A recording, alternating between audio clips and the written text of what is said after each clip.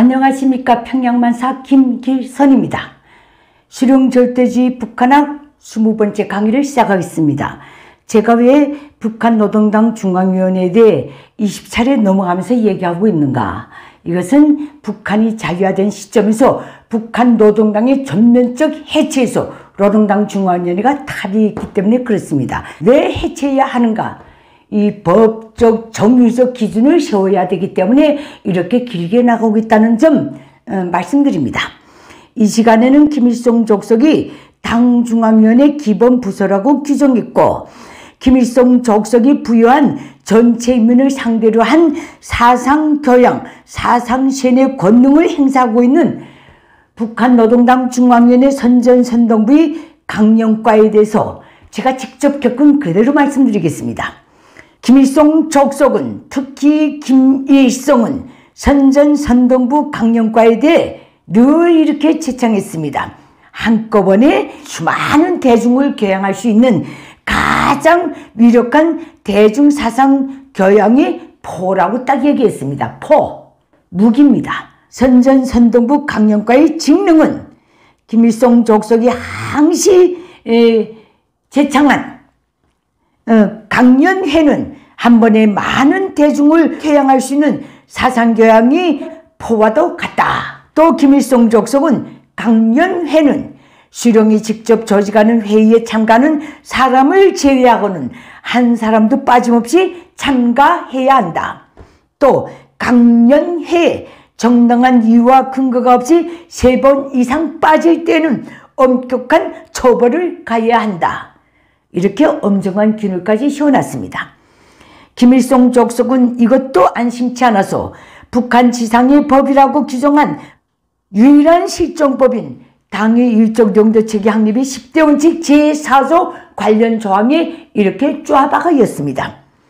김일성 족속의 혁명사상을 배우는 학습회 강연의 강습을 비롯한 집체학습에 빠짐없이 성실히 참가하며 이를 게을리하거나 방해하는 현상을 반대해서 경결히 투쟁해야 한다. 이렇게 되어 있습니다. 이에 따른 당 중앙위원회 선전선동부 강령과의 직능은 북한 지상의 법인 당의 사상체계 확립이 10대 원칙에 준해서 강연이라는 위력한 사상교양 사상세뇌 수단으로 전체 북한 주민을 김일성 족속의 충신 혁명전사로 교양 개조하는 것입니다. 다시 말해서 전체 북한 주민을 김일성 김정일주의자로 교양 개조하는데 가장 위력한 무기가 강연이며, 이것을 전담하고 있는 부서가 바로 이 강령과다. 그 말씀입니다.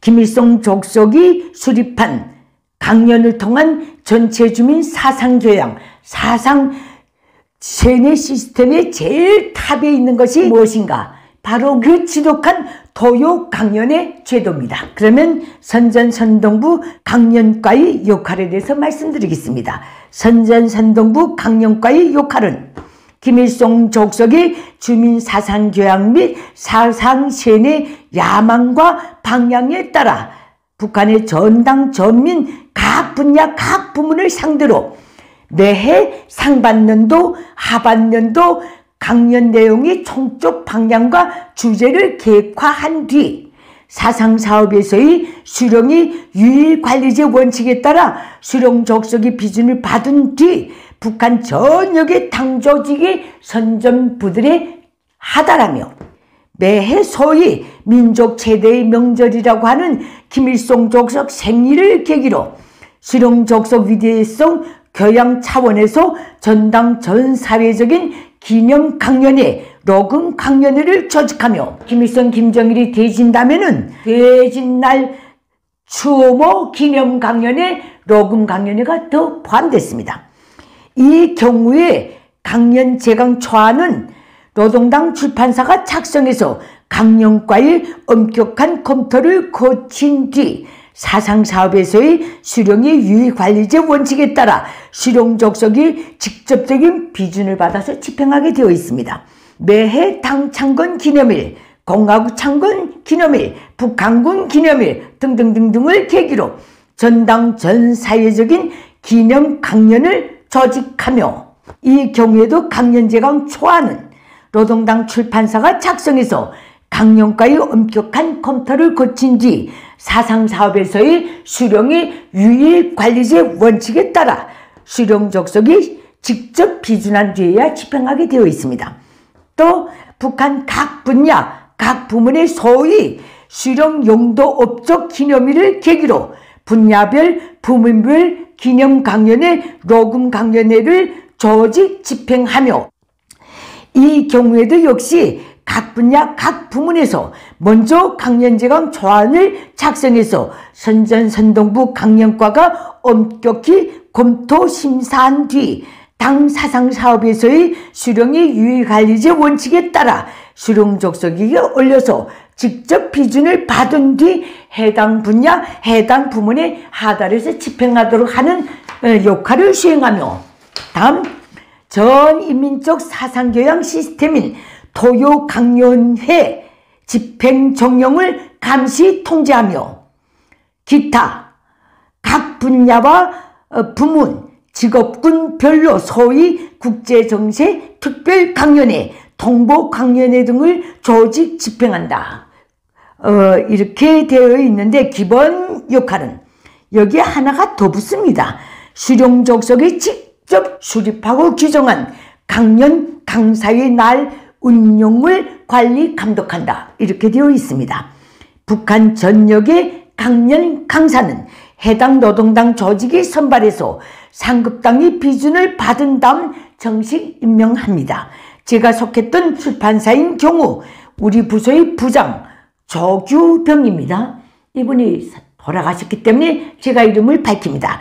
조규병은 직외 강연 강사였는데 강연 강사 임명을 국방과군 당연의 조직지도부 간부과에 가서 받았습니다.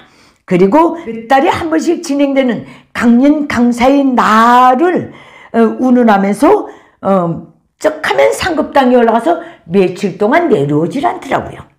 그리고 북한에서 강연 강사는 전문 당 선전일꾼 강사와 직외 강사, 즉 투잡을 뛰는 강연 강사가 따로 있습니다. 이 강연 강사의 날에 대해서 제가 더 세세히 말씀드리려고 합니다. 왜 그런가? 강연과를 통한 북한 주민들에 대한 세뇌, 사상교양의 그 디테일이 떨리는 지독성에 대해서 알려드리고 싶어서 그럽니다. 이에 대해 2022년 10월 20일 김정은의 일일 지시문이고 노동당의 일일 지령서인 노동신문은 강연 강사의 날 운영 방법, 이런 제목의 기사를 내보낸 적이 있습니다. 아주 중요하게 취급했습니다. 강연 강사의 날에는 강사들에게 김일성 족석의 말씀, 방침, 현행 당정책을 전달하며 월중 강연 사업 정령을 총화하는 것을 기본으로 하고, 모든 강연 강사들이 강연을 자기 말로 구수하게 하는 방법을 배워주며 강연의 첫 시작과 결석을 잘하는 방법을 배워주며, 그 다음에 힘든 수로를 쓰지 않고 강연하는 방법을 배워주며, 또 얼굴 표정과 손짓, 몸짓을 자연스럽게 하는 방법을 배워주며, 강연 도중에 시와 가사, 노래를 감동적으로 읊고 불러주는 방법을 배워주며 등등등등. 이 내용만 봐도 김일성 족석이 인민사상교양 사상세뇌의 짓떨리는 야망과 그 실현에서의 정말 악랄한 디테일을 잘 알 수 있을 것입니다. 이것들 외에도 당 중앙위의 선전선동부 강연과에는 분명히 오리무중의 각종 업무가 많겠는데, 저는 제가 직접 접했던 사실을 위주로 이 정도로 분석해 드립니다. 그러면 당 중앙위 선전선동부 강연과의 기구 구성에 대해서 말씀드리겠습니다. 이 강연과 역시 모든 부서와 마찬가지로 여러 개의 과 그리고 그 밑에 분과들로 구성되어 있습니다. 강연과도 소위 비밀 보장을 위해 당 중앙기관 담당 분과, 사법검찰 담당 분과, 허위국 담당, 북한군 담당, 공병국 담당, 문화예술 담당, 군수공업 담당, 지역 국방과학원 담당 분과까지 있습니다.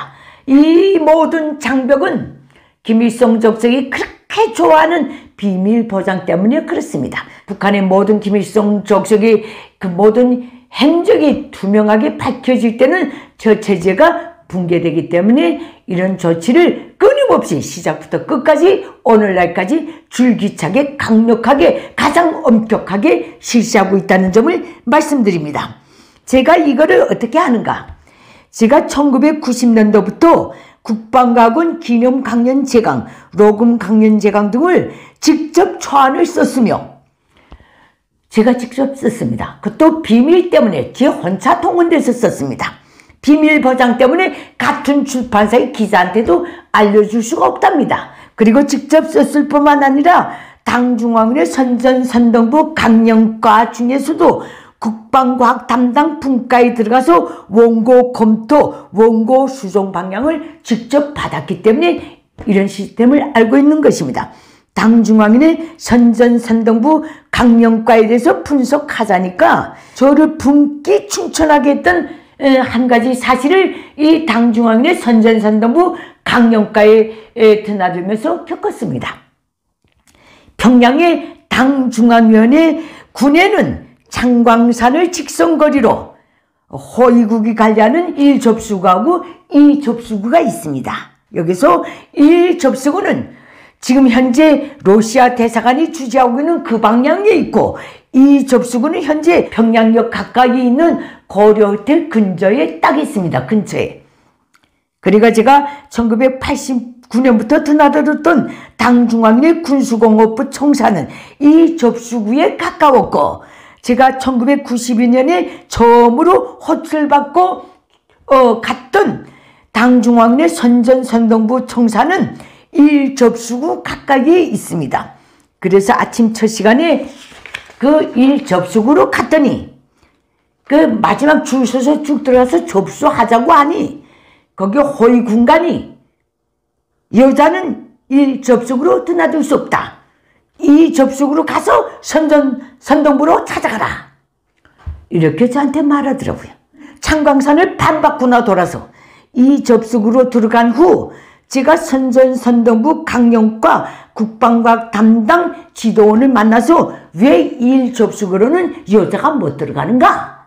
그거 물어봤더니 김정일이 1접수구로는 김정희 외에 어떤 여자도 드나들 수 없다. 여자는 다 2접수구로 보내라 하는 특별 지시를 내렸답니다. 그 이유가 더 웃깁니다. 그 몇 달 전에 영화 배우들이 민족과 운명 영화 촬영하기 위해 해외에 나가야 되는데 영화 배우들이 해외에 나가는 것도 당중앙위원회 어느 해당과의 문화예술분지 거기에 들어와서 그 면접을 받던 것 같아요. 그것들이 외국 나간다고 너무 좋아가지고 중앙당의 그 고요한 군애를 웃으면서 지나갔다고 김정일이가 이렇게 말했대요. 이 거룩하고 아주 정말 숭엄한 장소에서 여자들이 히닥닥거리며 지나간다는 거 재수 없다.